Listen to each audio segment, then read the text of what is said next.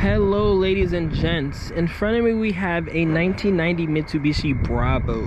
You may or may not know, but I once upon a time also had a Bravo, and I drove that Bravo all over the United States, and it was my favorite K-car honestly ever. So once I saw HV&Y had this coming in, I knew that it had to make its own video. This is just too cool of a K-van. So in today's video, that's what we're gonna do. We're gonna go over all the quirks, all the fun stuff. We're gonna test drive this Bravo, and I just want to learn more about it, honestly. Like, this is my first time ever seeing one in this body style.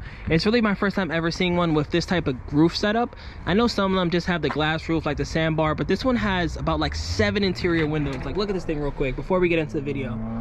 It's just glass all around, and that's why I think this van is very cool. So let's get into it. So from what I know about this van, this is a 1990 Mitsubishi Bravo. It's the first year it got the 660 engine. All the previous Bravos before that had a 550. It even has a sticker back here promoting it. New size 660.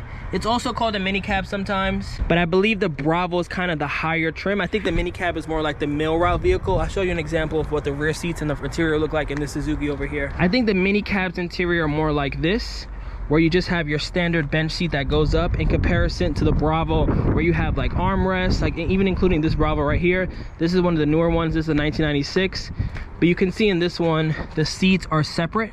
They're 2 different seats and they have armrests, and it's just more luxury in this van. I think that's what makes it a Bravo. I think when you have like fog lights, especially all that glass in the roof and all the extra trim pieces, it makes it a Bravo instead of a mini cab, because I was always kind of confused, but this is a Bravo. One of my favorite parts about the van have to be the front end. It has like a sleepy, like K-van JDM look to it. I think it needs some side skirts because it looks a little different, and then the back also has a nice like low rear bumper as well. Very nice. Now let's get into the interior. This one has 136,000 kilometers, which is about 86,000 miles. Seats and everything look super clean. Door card's not too bad. Has this. Love that it says Mitsubishi on the speaker cover. Also has central locks, which I find very interesting. A lot of these vans, even the newer ones, don't have central locks, and this one in 1990 did. Comes with AC, ETC reader, 5-speed still. Has high-low, which is pretty rare on these K-vans. I think they're fixing this, so I wouldn't focus too much on that. That's probably one of the speakers. In here you have maybe the best thing about this car. Come on, come on. Let's take a look at the back. So like I mentioned, it has individual seats. So this one, if you pull this, it goes down. You take off the headrest and you're able to just put this one up if you just need additional storage, but you still want a 3rd passenger. I think that's very clutch in these vans. That's something that's kind of underrated, because if you have a bench seat, you basically just have a 2-seater if you have a lot of stuff. But if you have a lot of things and you just need this to be up, you're able to just put this seat up, put all your stuff, put your long plywood or whatever you need, and then you can still have a passenger here and you're not really compromising anything. So this is where the magic happens. This is where the Bravo separates itself from all the other K-vans, and this one in particular makes it extra special. So this Bravo has 1, 2, 3, 4, 5, 6 separate windows that add additional visibility and additional flex. And I'll show you how each one works one by one. So you just twist this to unlock it, and then you put it in there. Boom, that's your first one. Do the same thing for this guy. 2, and look at this transformation right now. 3, 4. Now you have your 4 windows. You know, looks cool. You got your little 1 2 1 2, super nice. Then you open this guy up. Again, very cool. I mean, extremely cool. Look how huge this is. My body fully fits through there.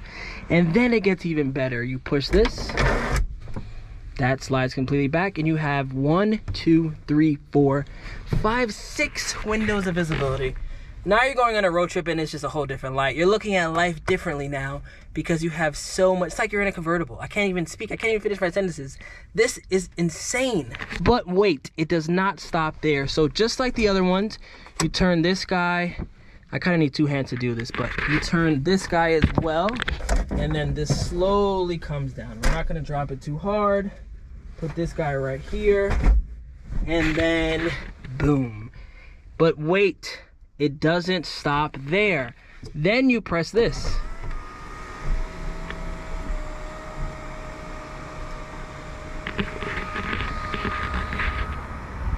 And now you're in a Bravo. Now you're in a very cool van, and you look down upon the Daihatsus and the Hondas and the Diazes. This It's next level. If this is not one of the coolest K vans you ever seen, then I need to see the vans you're looking at.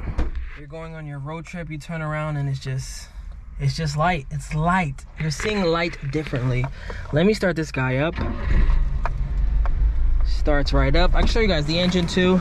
It's under the seat just like mine. I'll show you guys the other side. You can see the timing belt and a little more of the real engine stuff on this side. It is a 3-cylinder single overhead cam. Very similar to mine. Mine was a 93. Lock this back up. Not too loud either. Don't like the narrative that people say if you have an engine under the seat, you have like heated seats and it's so loud.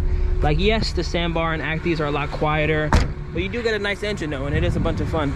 The Bravo's nice and warmed up. Let's get into first. Clutch feels good. Doesn't seem to have power steering, but doesn't seem like an issue as of yet. Visibility, like I mentioned, is tremendous. Probably the best part about this van. I'm in second right now. Let's give it a little push. Feels good. Feels comfortable. One of my favorite things about my other Bravo is pretty comfortable for being a K van.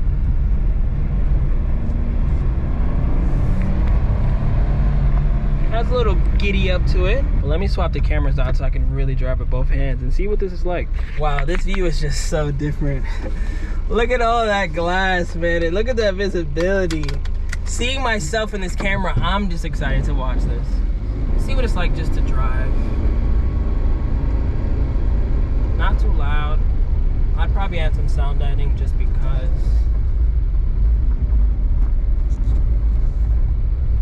Go over this bump.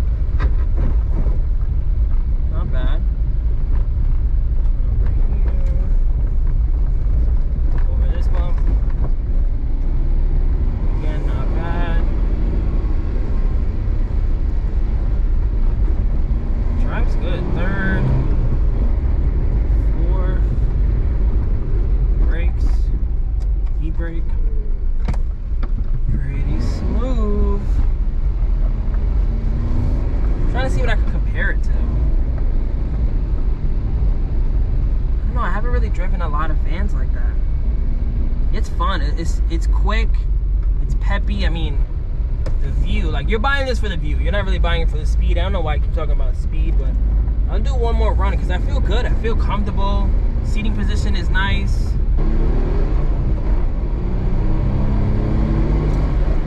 This is a great van. I think it's $9,500 for being such a unique van, having all the windows, it actually working. It's really not a bad price. Let me park this bad boy up and see just one last look of it. Let me park it in the sun. Park it by itself so it can have its own moment. Here's one last look at the Bravo. I would probably get some different rims. Love the white, has the high roof.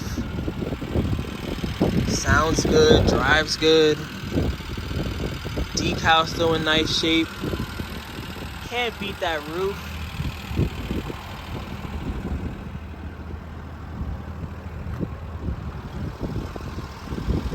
I like the triple white. I like the Bravo. I like it a lot. This is definitely one of the coolest vans I've ever seen.